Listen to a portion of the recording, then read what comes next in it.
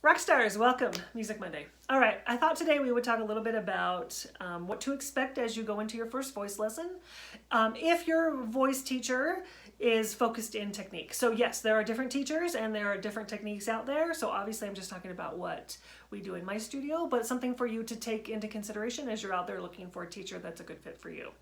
So vocal health, vocal technique, vocal balance, that's what I do. I've been teaching for 21 years now, and before that was taking lessons before I even decided to become a teacher.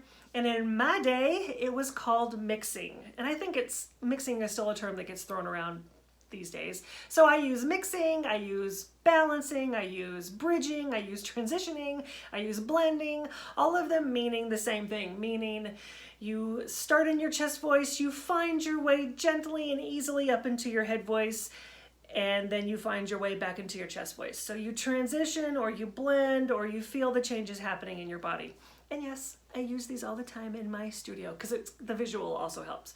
So for those of you who don't know, chest voice tends to be your low notes and it's kind of resonates in your chest. Some genius came up with that term. Head voice, same thing. It kind of feels like it's up here somewhere.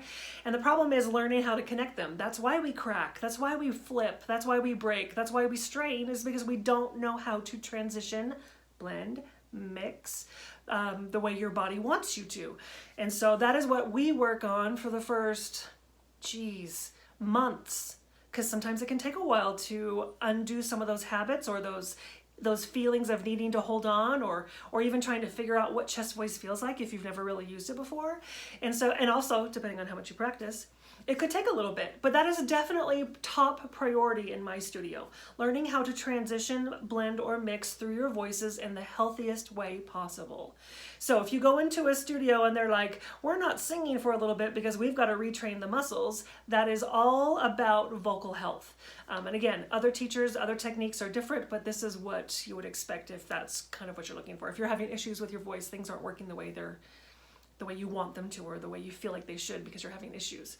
So if you've ever heard those terms before, that is what they mean, for one, and then that is what your eventual goal is. If you can't hit the high notes, it's probably because you're not transitioning through all the way, or you're having muscle issues and things that go on way past what this video was meant for. So if you've never had lessons before and you walk into a studio, this would be, into my studio at least, and to some other teachers that I know as well, would be about learning how to connect those voices. So there is the first and biggest step that you should expect in your singing journey.